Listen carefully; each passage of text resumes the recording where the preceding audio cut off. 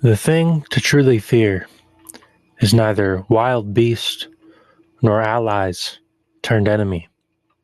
Fear, only fear itself, rising up from your own subconscious, a strange, primal creature made only of survival instinct, left over from when the world was nothing but thrashing teeth, ripping claws, in interminable darkness. Walk through the valley of the moon, and fear not the shadows. Know only that this silver road is a promise in preparation for what is to come. I want to welcome everybody in to this episode of the Fifth Dimension. I am your host, Evan McDermott. Thank you all for tuning in. We had our recent podcast with Latao Wang, a spiritual astrologer, counselor. Got a solo episode here for you today. Hasn't been a lot of podcasts lately. Uh, we are picking them up a little bit. So we've been very much in a period of hibernation, transformation, growth, change, lots of new for me on a personal level. So I appreciate y'all sticking around, patience in terms of getting out podcasts, because y'all know how it be. Things come and go, needs change, priorities change. And for me, podcasting is a creative expression, a creative outlet, a way for me to go and explore. But sometimes I don't have time for that exploration, just to put it bluntly. you know, life takes other priorities. So the podcast is out when it's out. And I appreciate you guys tuning in when you do. If you're a fan of the show, you can be sure to subscribe, whatever platform you're on. If you're on YouTube, hit that subscribe button, like button. We're really doing a spiritual deep dive today and looking at a lot of the shadows and looking at ourselves in a new light in the journey that we are undertaking. And if you feel called to work with me one on one, especially after hearing this episode, I am offering a few different types of tarot readings now. Shadow work tarot is available. Love and relationships reading is available. Link to book either of those are in the episode show notes below. Really picking up the energy that I'm putting into tarot, my own practice, my own spiritual work, my own shadow work. Uh, and I believe this is going to be reflected not only in this episode, but a lot of episodes moving forward. It's really interesting how my own outlook and priorities have changed as I've been doing a lot of this inner work. And I'm in, if you listen to the last episode with Latau, we talked about the astrological times, and maybe I also did a session with Latau, so I might intermingle a little bit when I refer back to it. Me personally, I'm in my own Saturn return right now, and for those of you who know what that means, major period of transformation, change, growth, and new forging of identity in a lot of ways. That was actually in my session that came out. Him and I really uncovered a lot, personally speaking. So I would actually encourage you guys, if you're looking for spiritual counseling in the form of an astrological reading, head on over, book with Latau. I cannot recommend him enough, and I want to give him a shout out and appreciation for putting in the work that he is doing and helping me unpack all of my own uh, inner world a little bit through his reading. And that's what we do with the Shadow Work Tarot, love and relationships reading, all of that stuff. With my own tarot readings, we are really diving deep, looking inward. So if you feel called to explore that space, you can do so by booking in the episode show notes below. We are pulling some cards in this episode. Well, I've already pulled a few, reading a few different passages. There's a lot we're going to dive into here in a minute. You can also subscribe on Substack, mcdermott.substack.com. Free to subscribe, just a way to keep tabs on what's going on and when we put out new episodes. And ultimately, uh, anytime I release a book, podcast, poem, whatever it may be, it'll all be right there on the Substack. McDermott, McDermott.substack.com. And the link is in the episode show notes below. And I want to give a thank you to our one and only sponsor, Tranquil Desires, here in Chamberlain, South Dakota. If you're stopping in the area, I encourage you guys to head on in. Not only do I encourage it, I please head on in. Ask for Evan. There's a very good chance that I'll literally be like right upstairs or something. So I'll come on down and say hello. And special thank you to Patty for all the love and appreciation and work that she has done to ensure that this podcast is up, running, smooth, making investments in this show and truly believing in me as an individual more so than as just a podcaster or a spiritual counselor or tarot reader, whatever it may be. So, special thank you to Patty. Special thank you to Tranquil Desires, and a big shout out to Sacred Vibes and my brother Anthony Schneider. What's funny is him and I did a podcast recently. He was on the podcast Letao. Him and I have a few more podcasts planned out. We're always talking about ways to grow and improve. But special shout out to Sacred Vibes. We've hit some interesting new obstacles in the opening of Sacred Vibes itself. However, as we all know, the universe has its way of um, making sure things are perfect in their nature. So, my brother Anthony, it's going to work out exactly as it needs to. Sacred Vibes is coming together here in Chamberlain, South Dakota. And what I want to actually do to start this episode, I read a passage from tarot and really drew the moon card. For those of you who don't know, I mean, if we just look at the moon, what does it represent? Right? It doesn't shine its own light. It's always reflecting that of the sun. It is a pillar of reflection. It is a pillar of going inward, to go into the world of dreams, to go into the world of shadows, to step into the darkness and be guided by solely the light of the moon above is a courageous choice uh, in one's own life. Ultimately, so many people go through life not willing to face their own darkness, not willing to face the inner demons that may be possessing them in certain ways, not willing to face the traumas that we pick up in life along the way. Um, Ultimately, go through life fearing love because they're afraid of the grief that comes from it, right? And I do want to start this podcast by talking a little bit about love, in saying that, all of our love, it really is lended to us in a lot of ways. In that, yes, love is unconditional and infinite in its nature, but the relationships that we have, the love that we share, at least in this human experience, in this lifetime, it is all temporary in certain aspects. And so it is a courageous choice to love. Why do you think people push others away? It's because they don't want that pain of the grief. They don't want that heartache. I mean, every single person who is listening to this podcast right now has felt that pain of loss in one way or another, whether it be death, whether it be a relationship ending, right? And it can be very difficult to open oneself up vulnerably after going through those type of experiences. And I am so in that boat myself, so many ways. I was with my father when he passed away 10 years ago.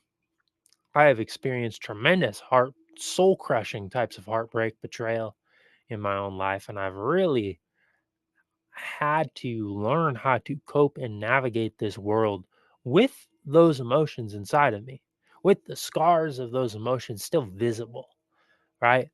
And the scars themselves may never go away. I still sit 10, almost 10 years later. It'll be 10 years in May, on May 5th, that my father passed away, right? And I'm 29 years old now, and I still uh, enter periods of not so much grief per se. Um, there's almost a nostalgia that comes at this point when I think about my dad, but I still have to reconcile with it all those years later, right? Heartbreak. I still have to reconcile with it. I can still allow myself, if I wanted to go into those what ifs, or to go into those why questions. I don't know why my father passed away 10 years ago. I don't know why I've had soul crushing betrayal. I don't know. I may never know. But ultimately, what I do know is that love is worth it. I do know that those relationships are worth it. I do know that opening myself up is worth it. And I myself have been somebody that I do push away when I feel like I'm getting too close to people, because I don't want to get into that level of intimacy with people, knowing there's going to be a sadness and a vulnerability that may take place at the end, that will take place at the end, right? And I don't want to place those feelings onto others because I've experienced them within myself. Right. Sorry if this is a little bit long. I don't want to call this trauma dumping, but this is me opening up and being vulnerable and expressing these ideas so that others can hear them and also get a better understanding on what they may be doing in their own relationships. Right. This is me this is the moon card for me. Right. What comes up when I look at my own emotional vulnerabilities. Right. And I feel like we, especially as men in particular, we're told not to engage by society in these emotions. We're told to be stoic. We're told to be uh, battle warriors. But I think true strength lies in the mastery of one's own emotions. It's recognizing how we might be emotionally reactive. It's recognizing how we go into the world and we pick up the sword because we feel wounded and we choose to wound others with it, right? Is that what we are doing as men oftentimes? When we choose to harden ourselves to the world because of the fact that it has hurt and betrayed us at some point. And I think there's a big reconciliation that needs to take place within all of us to actually go into ourselves, see ourselves, feel ourselves in order to heal ourselves, right? And then we realize we don't always need to pick up the sword. Or what? Shit, I'm willing to pick up the sword any day of the week. You tell me there's a just cause and I need to fight for something that is right. And we're going to get into that a little bit in the podcast I have planned out. Of course, I'm willing to pick up my sword. Of course. I'll die for the ones I love. I'll die for what I believe in. Because death don't scare me at this point. All right. Not living scares me more. Not being myself scares me more. I'm not afraid of the shadows, especially if they're reflected the moonlight and I can still see. All right. I haven't found anything in the shadows that isn't just an extension of me. It's what I need to be. We're getting all poetic and rhyming here, just like off the dot. This sometimes this happens when I get into a flow. When I'm talking about an idea, it just turns into like a poetic rhyme, almost like freestyle a little bit. Um, But there is nothing to fear within the darkness. There's nothing to fear within ourselves. And ultimately, there's nothing to fear within love. And that is the point I'm trying to get across here. From the very beginning, there's nothing to fear within love. There's nothing to fear within relationships. There's nothing to fear in terms of living our life to the fullest potential. Right. And this is something I'm learning for myself on a deeper level. It's very easy to intellectualize these concepts and know them on an intellectual framework, but then to actually go out and live them is a whole nother battle. It's a whole nother type of embodiment to actually take that, actualize it, and then put it in your day to day. And I've gotten a lot better within myself. For me, it's more of like in my alone time, like with other people, when I'm going out in the community, when I'm going out doing things, like it's easy, right? To just flow, to just be with people. That's why I can be very sociable. That's why I do really well. Um, I'm doing counseling now and things. That's why I feel like I do well in those environments, right? Because I like to listen, I like to be engaged, I like to be present.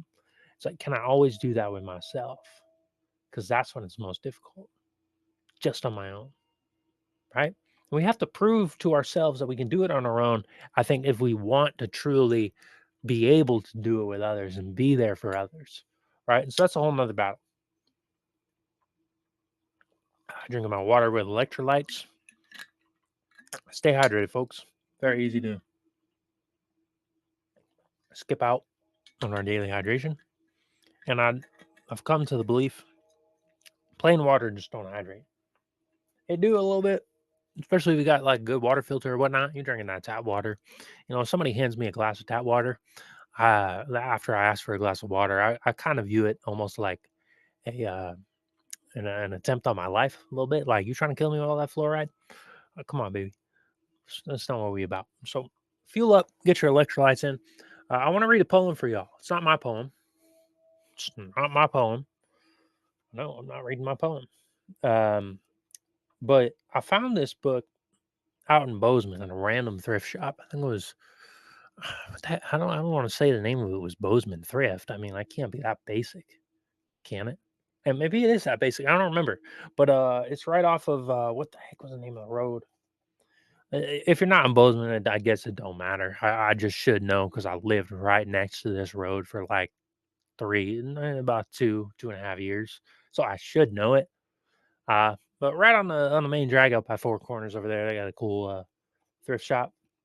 Actually, had a dream about Bozeman that I was getting oh my goodness, I'm forgetting the name of my favorite burrito restaurant out there. Mr. Burrito. I had a dream I was getting Mr. Burrito in Bozeman. So if you're in Bozeman, you haven't had Mr. Burrito, you're missing out, man. I got to tell you. But shout out to all my Bozeman friends and listeners. I know I got a few people who tune in regularly from there. So shout out to y'all. You know who you are. Um, but I want to read this poem, and it's a book. It's called God Whispers in the Wind. God Whispers on the Wind by Dave Ursillo. Now, I couldn't tell you a thing about Dave Ursillo, to be honest with you. And I don't know why his book was in that thrift shop, but it's actually a signed copy. And it says Shine On, signed by Dave Ursillo.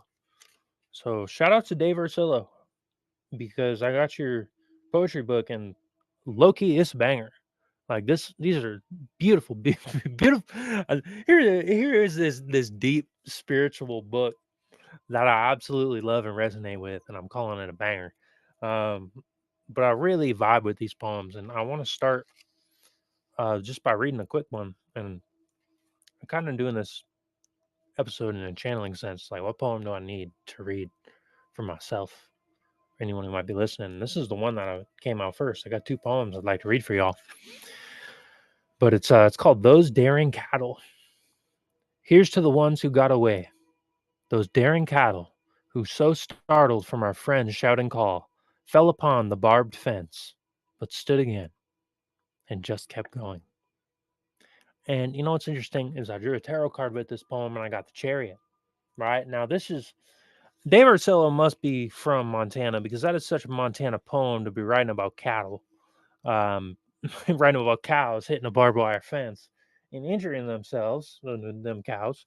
But there's actually some deep, deep spiritual truth within that. And I want to read y'all the description of the Chariot card as well.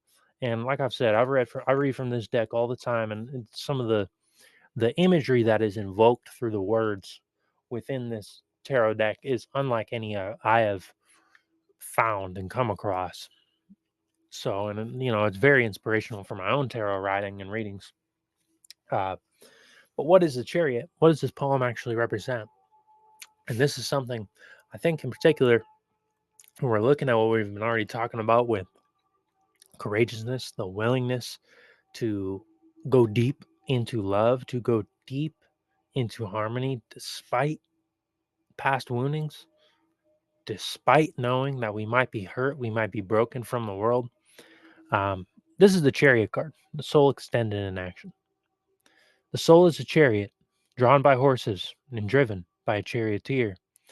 Those that know the nature of the soul know that it is not a still, silent creature, but rather a whirling force of fire, extending outwards in action, carried forth into the world by intention, the body, speech, and reason. The soul is like the questing hero, searching the wide world for challenge, questions, and answers. I am your soul, brave quester. I am the force of your soul, your faculty of reason and control. All of these things that must be yoked to the urges of the soul so that victory can be attained. There is a long path stretching before you. And without these allies to pull you on, you would fail. But you will not give up because you cannot. The quest is there. And though you close your eyes and turn away, the chariot of your soul will still be drawn forwards. But the reins will be held too loosely in your hands, and the momentum of your unruly seeds will drag you in ignorance to catastrophe. Dare to take the reins of your soul. Have the courage and strength of arm to exert your control and will upon yourself, and ride forth into the world assured of victory. And I always get goosebumps when I read that passage in particular,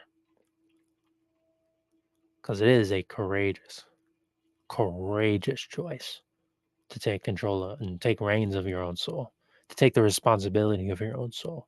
to go forth into your own reckoning and say, this is who I am, this is who I must be. I must continue forward. Because guess what? Life is going to continue forward anyways. It don't matter if we don't feel like getting up today and taking control of and taking the reins of the chariot. That chariot's going to move. Well, shit, you might as well fucking drive it. You know, like you might as well. It's going to move anyways. You really want to go off the cliff? We do that enough times. You know, here's the thing. Here's the thing. You know, it's going to happen.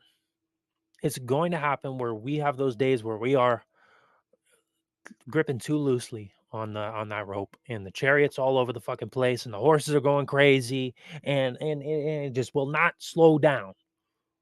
All right. There will be those days, but if we allow there to be too many of those days, those horses are going to go straight off a cliff and going to bring you with it, and that'll be your downfall, and that'll be the end. All right. Now, it doesn't have to be like that. We don't, you know. Listen, if it happens one day, chances are the horses are not going to go off the cliff. All right, but you do it one day, and then the next day, and then the next day, and then the next day. How many days do you think it's going to take before you steer that thing in the right direction? And the more we steer it in the right direction, even when we do have those days that we go off track, it's much easier to come back onto the path, right? But if you stray so far from the path and you end up diving straight off of a cliff into a pool of hot lava, well, shit. I mean, is that not your own doing? Are you going to blame the chariot itself? Are you going to blame the horses for going you off the cliff and you're the one who's supposed to be driving the chariot? There's a lot of people who do. There's a lot of people who do. I'm sure in certain aspects we all do that in some ways. Maybe we've already gone off the cliff and shit, maybe we survived. Hallelujah, second chance at life. I like to think the cat has 9 lives now, don't it? All right, so there is always the opportunity to take reign of your own soul and to take reign of your own action and to harness it, to channel your power, to fuel your own fires and your desires, and ultimately create a life that is worth living. All right, it is never, never too late to extend the soul into action. And the other poem that I wanted to read, it's very interesting because it goes into this concept of reckoning more so than anything else. And I think in order to actually move forward courageously, we do have to deal with the shadows of the past. You know, we can't just blatantly ignore who it is that we've been, what it is that we've caused, the pain that lives inside us, the shame, the hatred, denial, guilt, whatever it is. We can't be who we're meant to be unless we come to terms with the weight that we are carrying, because we are not meant to carry that weight with us. We don't need to have the whole world on our shoulders all the time.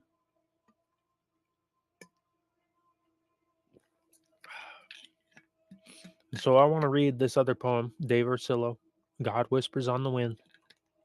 Again, straight bangers, Dave. Dave, if you hear this podcast or somebody sends this to Dave, like, I'd love to have you on a podcast, brother. I've never even thought about reaching out before, but I think I'm going to try to now because this book has actually been very influential for me over the last year or so that I've had it. And, you know, I just pick it up every once in a while, open to a random page, whatever it is that I might need. Right? Let's do that right now. Let's just read a random one. Bridges. Maybe somebody needs to hear this. I have another poem I'm going to read after, but let's read this one too. Page 69. I know why I write, to explore, less to explain. It's not that I know anything. It's that the ink of this quill cuts through the unsure fog of all of my unknowing. If I had it my way, I wouldn't even play this writer's game. But that is why bridges exist, to help carry worldly travelers from one place to the next. I've never read that one before.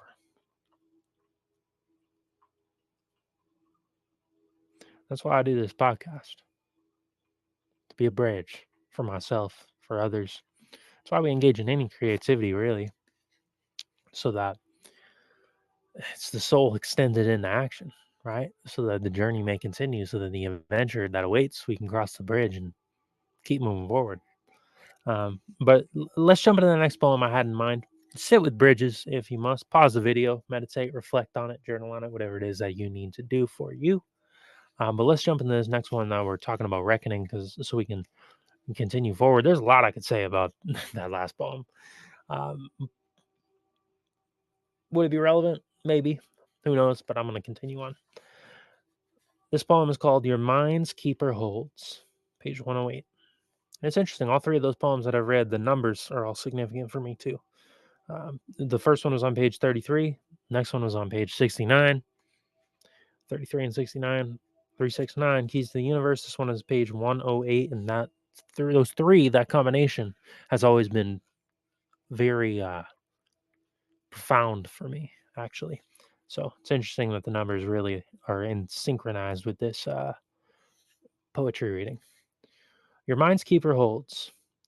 Your mind's keeper holds a funny catalog of ancient memories. Of them is a heavy book of mistakes. You may put flame to that book, but those burned fibers and tattered shreds will still float on somewhere in the stratosphere.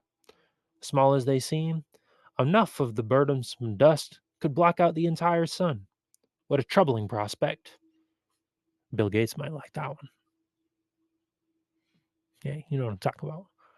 So you see, there's no need to burn that book.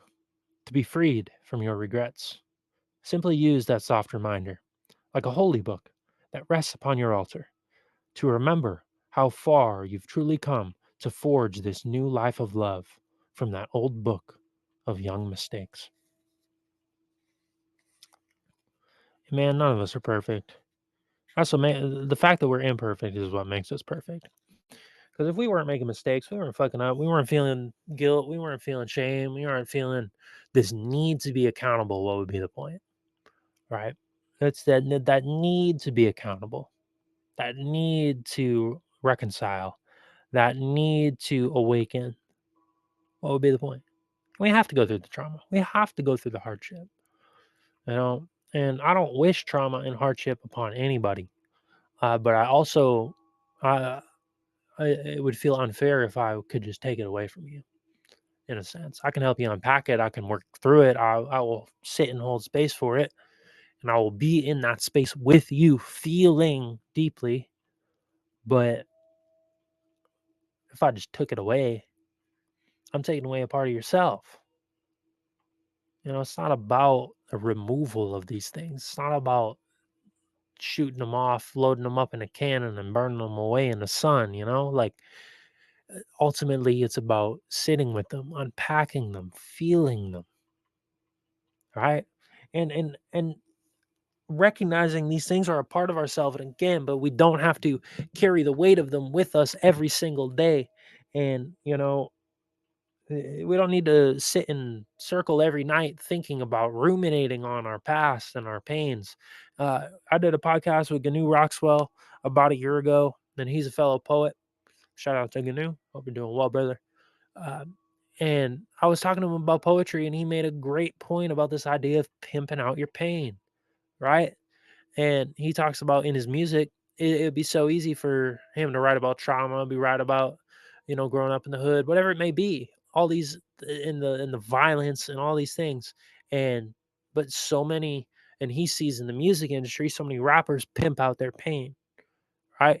So many poets. I could sit here, I could write you a poem about death and heartbreak, like that. I could come up with on the fly like that. Right? It's easy for me, right? But at what point am I simply ruminating on it and defining my artistic and creative expression upon pain and hardship versus going on the journey and exploring and doing something new and uncovering new feelings and new emotions and new levels of discovery, right? So you have to recognize when the actual healing process is turning into a process of rumination, right? And that's a very, very, very difficult thing to do. It's very difficult because there's more we can always uncover. There's more we can always learn. And I think there is a time and place, right? Where my father passed away 10 years ago, but so I don't sit here thinking about it every night, writing poetry about it every night. Still 10 years later, if I was doing that, there would be a serious problem, right? That I can't integrate and reconcile it at this point. But that doesn't mean I can't reflect on it. Doesn't mean I can't reflect on the man that I am today and the man that he was at his age and his ways of living versus my current ways of living. How the ancestral trauma and the ancestral patterns that now exist within me, right? It doesn't mean I can't reflect on those things because now I'm more of a man and I'm 29 years old. I'm seeing how more of those things are coming out, right? And shit, it would probably be a lot easier to actually work through a lot of those ancestral patterns if he were still around, but he's not. All right, so that means I got to reflect on the death process too. That means, so there's a time and a place to go into that space of self reflection and to go in that space of healing, right? And to go in, look in the mirror, and be accountable, right? It's actually funny. I just put up some mirrors in my place that I've been living in. I've been here over a month now, probably about a month and a half, 2 months, but I hadn't put up the mirrors. And I had to think to myself, I had a thought to myself the other day. I'm like, why haven't I put up these mirrors? It's because I haven't wanted to look at myself. Why do I not want to look at myself? Right? I've been in a period of deep reflection and growth lately, but there's been a part of it that I've just been avoiding. Right? There's been a part of myself that I haven't wanted to look at the mirror at. And I finally put up those mirrors and I took a look. And there I am, me, fully me, right? So it's interesting, even those small actions that we're taking or we're not taking oftentimes reflect our unconscious state of being. Even when we think we're doing the work, how much of that work are we truly avoiding? And how much things are we doing that we are calling work that are actually rumination and we are not engaging in true healing? Right? And that's what when I talk about doing like shadow work tarot and in sessions like that, that's what I'm getting at. Though that level of insight, because it can be very difficult to especially when we are in the day to day of our own patterns and we are in the day to day on what we're used to, what we're accustomed to. It's very difficult sometimes to recognize where that balance lies and how to actually handle and process it. Right? So it's deep work and it's not easy work. It will I hesitate to say it'll ever be easy work. Now I don't want to place a limiting belief upon that by saying that it's easy work, but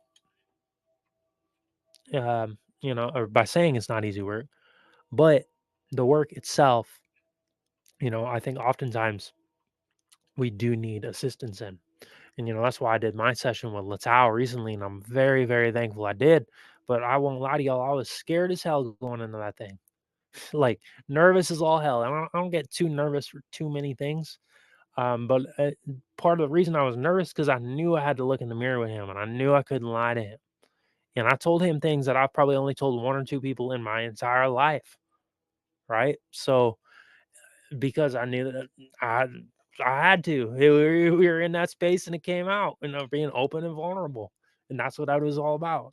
Right. So we need to have those level of discussions too, more so than just doing solo work. And that's why I'm on this podcast. For those listening to this is a collaboration more so than me just speaking into a microphone. This is you tuning in, setting your intentions, picking up on the vibration, feeling, listening, responding, sparking new ideas. It is a collaborative effort. The roots are and the seeds are planted through me speaking into the microphone, and then the real work begins with you. Right? That's what this is all about. It's not about me. Oh, little man. Like it's not. That's not why I do this podcast. If I had it my way, I wouldn't do any of this shit. I am so introverted. I like if I'm being honest with you, I came up with every reason under the sun today to try and not do this podcast. I didn't want to. I kind of knew I had one and I needed to do one. I didn't really know what it was about, but it was how it came about was me saying, "All right, fuck it. I'm gonna follow my intuition. I have no idea what I'm gonna talk about. I have no idea what we're gonna do, but I need to do one. Let me pick up a few books. Let me see what what source is channeling what's coming out, and this is what's coming out. And so you kind of just got to follow the intuitive call and let yourself flow, let yourself go, let it all show today that you are here to stay, and just be.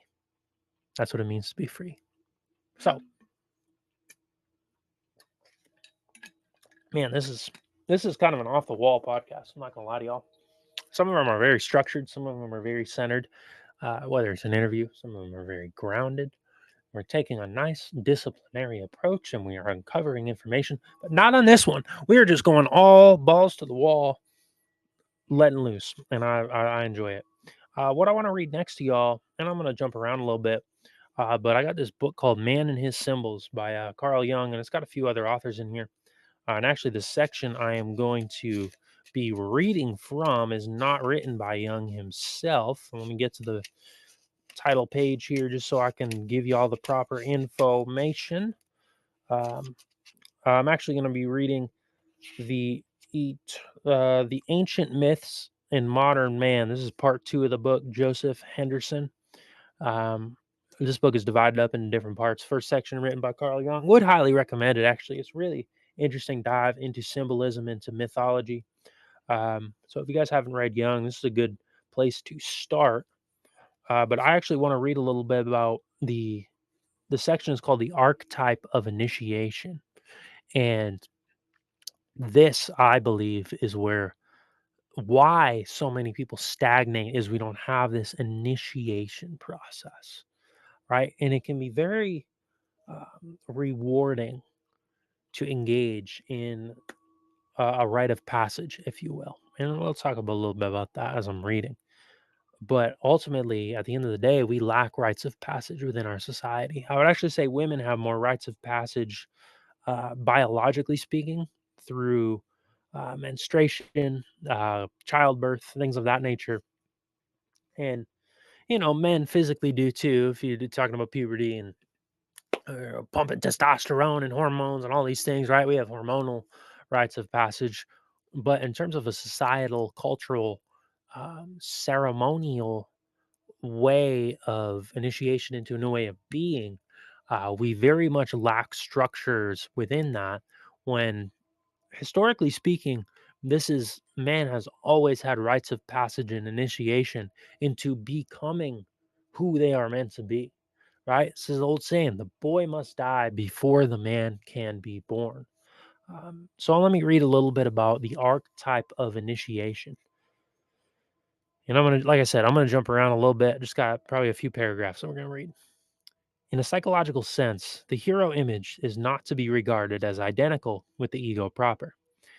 It is better described as a symbolic means by which the ego separates itself from the archetypes evoked by the parental images in early childhood. Dr. Young has suggested that each human being has originally a feeling of wholeness, a powerful and complete sense of the self. And from the self, the totality of the psyche, the individualized eco consciousness emerges as the individual grows up. Within the past few years, the works of certain followers of Jung have begun to document the series of events by which the individual ego emerges during the transition from infancy through childhood. This separation can never become final without severe injury to the original sense of wholeness, and the ego must continually return to reestablish its relationship to the self in order to maintain a condition of psychic health. It would appear from my studies that the hero myth is the first stage in the differentiation of the psyche. I have suggested that it seems to go through a fourfold cycle by which the ego seeks to achieve its relative autonomy from the original condition of wholeness. Unless some degree of autonomy is achieved, the individual is unable to relate himself to his adult environment. But the hero myth does not ensure that the liberation will occur. It only shows how it is possible for it to occur so that the ego may achieve consciousness.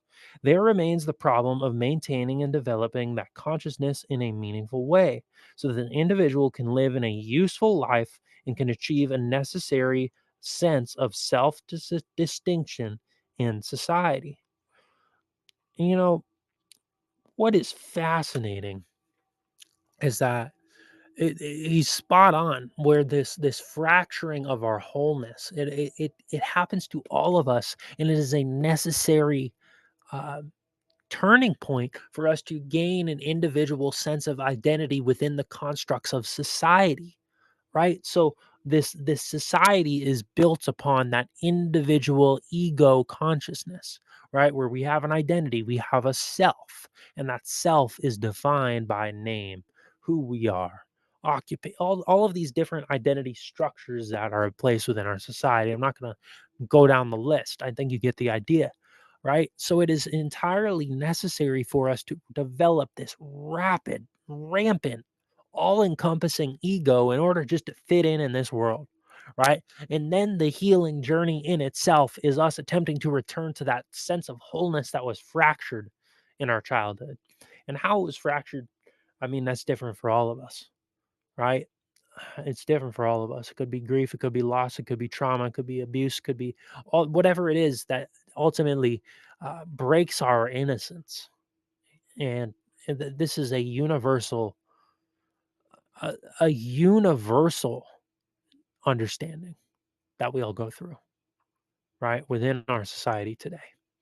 Um, and you almost have to question, is that a byproduct of human nature? And I think we get some clues as we kind of continue here, because a lot of people would say that's just what happens. And I don't necessarily agree. I think it is a cultural phenomenon in the way that we have an ego centric consciousness in our society. Yes, it is a byproduct of ego consciousness. But is that a byproduct of our natural state of human beings? Trauma, pain, shattering of innocence? Is that really a byproduct of nature? Maybe. I don't know. Personally, I don't know. Where there will always be death, there will always be grief, there will always be heartache, there will always be anger, there will always be sadness, right? So at some point, our our rose colored glasses will be shattered regardless. There's been wars, there's conflict. Now, if we are moving into a time of greater peace, that doesn't mean, even if we were to achieve a sense of world peace, that doesn't mean grief will not exist. It doesn't mean heartache will not exist. Sadness will not exist. Of course, those things will exist. Grief is a byproduct of love. But I don't necessarily agree that our wholeness has to be shattered and fractured, and that connection to that wholeness needs to be severed in order for us to gain a sense of individual autonomy. And that's what this is going to jump into here. Ancient history and the rituals of contemporary primitive societies have provided us with a wealth of material about myths and rites of initiation, whereby young men and women are weaned away from their parents and forcibly made members of their clan or tribe. But in making this break with the childhood world, the original parent archetype will be injured, and the damage must be made good by a healing process of assimilation into the life of the group. The identity of the group and the individual is often symbolized by a totem animal. Thus, the group fulfills the claims of the injured archetype and becomes a kind of second parent to which the young are first symbolically sacrificed, only to reemerge into a new life, right? And this is the rite of passage of our society. In this drastic ceremony, which looks very like a sacrifice to the powers that might hold the young man back, as Dr. Young has put it, we see how the power of the original archetype can never be permanently overcome in the manner envisaged by the hero dragon battle, without a crippling sense of annihilation or alienation from the fruitful powers of the unconscious. We saw in the myth of the twins how their hybris, expressing excessive ego self separation, was corrected by their own fear of the consequences, which forced them back into a harmonious ego self relation. In tribal societies, it is the initiation rite that most effectively solves this problem. The ritual takes this novice back to the deepest level of original mother child identity or ego self identity, thus forcing him to experience a symbolic death. In other words, his identity is temporarily dismembered or dissolved in the collective unconscious. From this state, he is then ceremonially rescued by the rite of the new birth. This is the first act of true consolidation of the ego with the larger group, expressed as totem, clan, or tribe, or all three combined. The ritual, Whether it is found in tribal groups or in more complex societies, invariably insists upon this rite of death and rebirth, which provides the novice with a rite of passage from one stage of life to the next, whether it from early childhood or from early to late adolescence, and then from then to maturity. Initiatory events are not, of course, confined to the psychology of youth. Every new phase of development throughout an individual's life is accompanied by a repetition of the original conflict between the claims of the self and the claims of the ego. In fact, this conflict may be more expressed powerfully at the period of transition from early maturity to middle age, between 35 to 40 in our society, at any other time in our life. And the transition from middle age to old age creates, again, the need for affirmation of the difference between the ego and the total psyche. The hero receives his last call to action in defense of the ego consciousness against the approaching dissolution of life in death. Now, what fascinates me about that passage is that we have created our own rites of passage. For a long time, I've stated that there is a lack of rite of passage and ceremony within our society, but I do believe that the assimilation into culture itself is a death and birth experience. Midlife crisis is a death and birth experience. So, in a way, we are still symbolically following our natural instincts through the assimilation into culture. Yet, we are not fully realigning ourselves with the wholeness and the unity consciousness that is at the core of our being and the love that it is at the core of our being. Right? So, I mean, there is a lot to unpack from that. But what I would take from it and to kind of digest it, I mean, I would encourage everyone to go back and listen to that a second time, to be honest. I would encourage y'all to go and pick up a copy of Man and His Symbols. Um, Ultimately, we need to engage in our own rites of passage. We need to engage in our own healing work. And again, I don't think it can truly be done alone. All of the most profound mystical experiences and healing experiences and initiations into deeper levels of consciousness and growth and healing have been through the help of others and engaging in this process with others.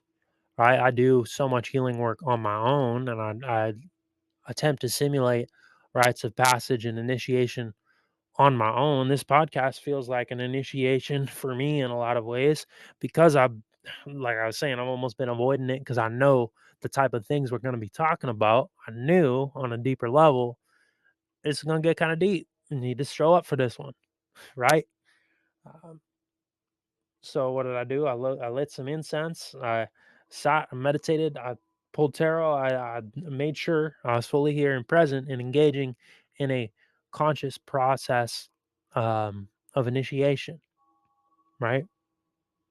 And ultimately, that is what we are here to do, right? But it starts with looking in the mirror. It starts with a reckoning. It starts with sitting with ourselves.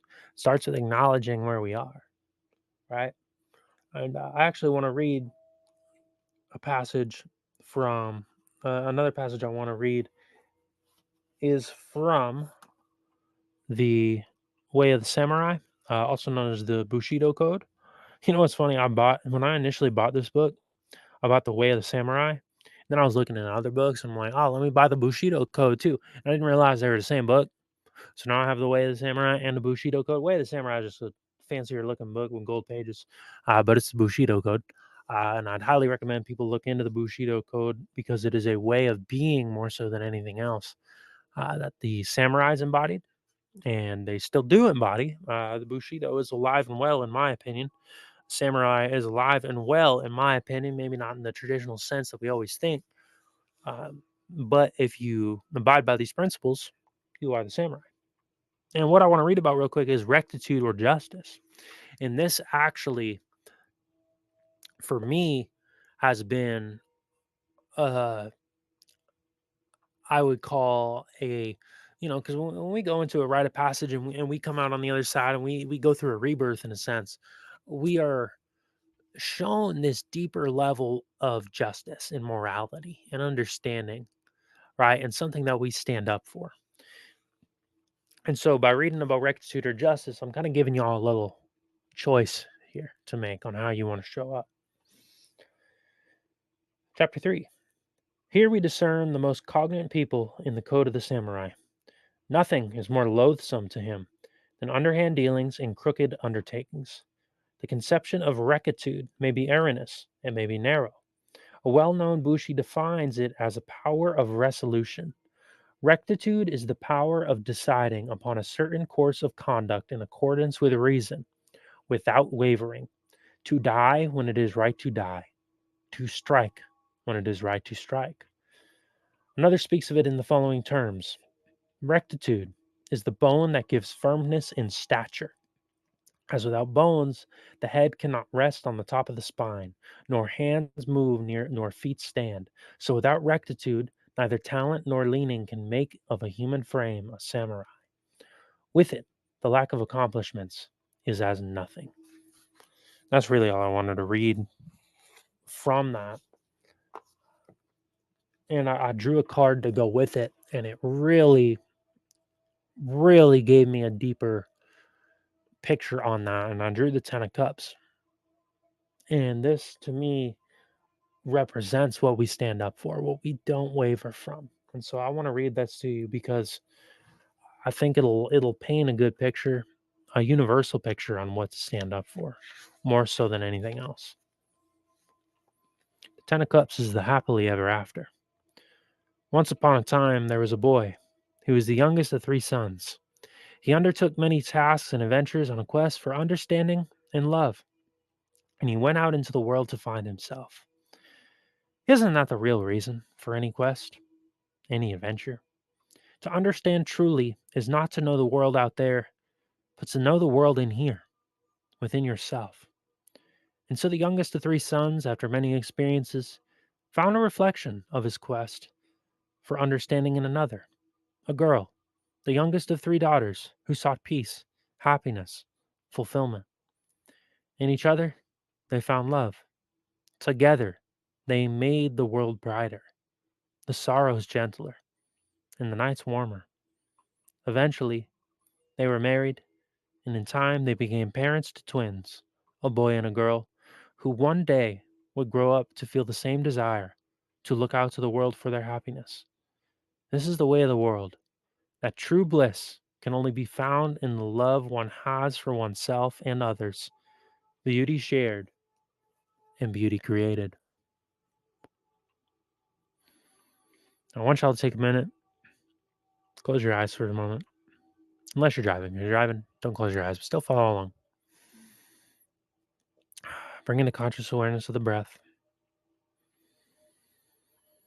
Just focus on the inward breath, the outward breath. Your mind does not need to wander. We are safe, we are present, we are here in the presence of love and in the presence of beauty. Place both of your hands right upon the heart, right in the center of your chest, right upon the heart space. And I want you to breathe in this deeper feeling of love with every inhale. Let go of any pain, sorrows, heartaches with every exhale. Come into a space of peace, tranquility with every breath, and just rest in this awareness for a moment.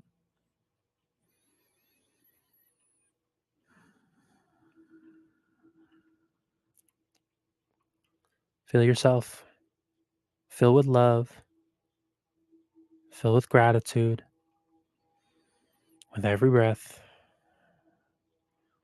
Let go of any worries, anxieties, feelings of sorrow or heartache that you may have been carrying for all of this time. You can put down your sword. You can put down the pain, though it has served you in helped you create walls to protect you, is no longer needed. You can let this love in.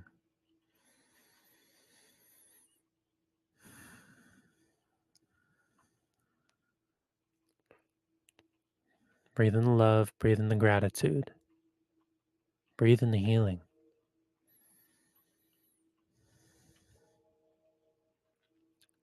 I want you to bring into your third eye, as you're still focused on your heart, bring into third eye an image of beauty, of love, family, community, whatever love and beauty, what that feels like for you, who that feels like with, the people that you share it with.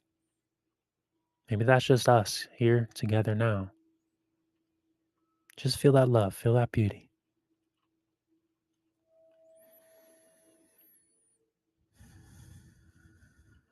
This is what you fight for.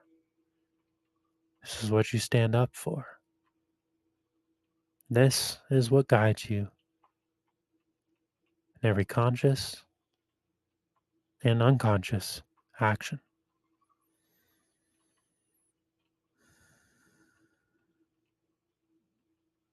Make a vow to yourself from this moment onward to serve this love, to serve this beauty. Let it be the light that shines in the darkness, the flicker of hope in the stars above, and be what you can return to right here within your own heart at any moment that you may need it. It can never go anywhere because it is you. It is a part of you, and it is who you are.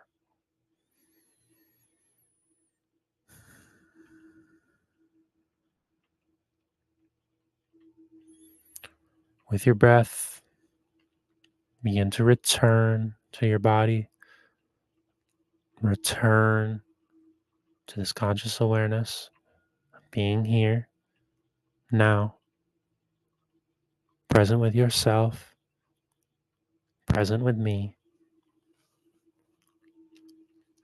If you close your eyes, you may open them. Just smile, man. Just smile. You know, this love, this beauty, it is what we fight for. It is who we are.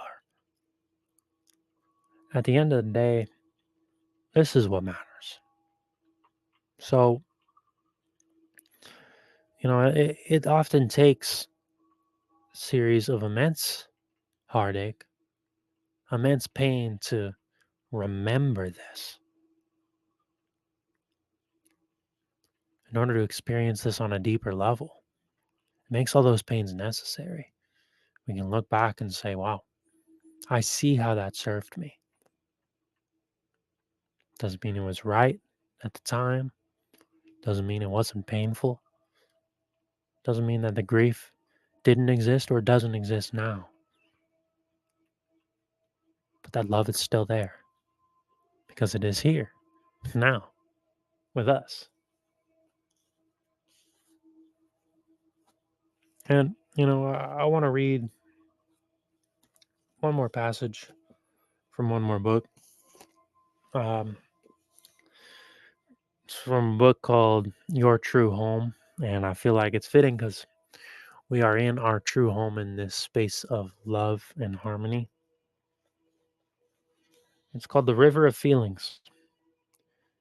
Feelings are born, take shape, last for a few moments, and then disappear.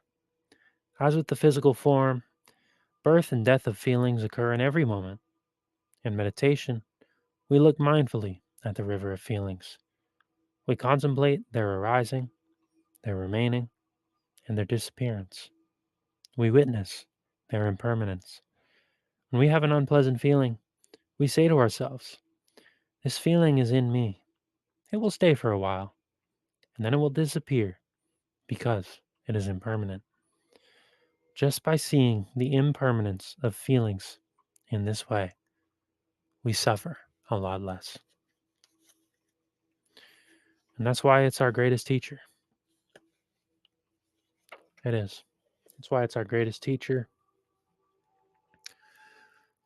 because we can recognize this temporary notion, this temporary experience that even is our ego identity, our ego consciousness. Life occurs, birth, adolescence, adulthood, old age, death. Oh, the cycle of life and the beauty of life at that.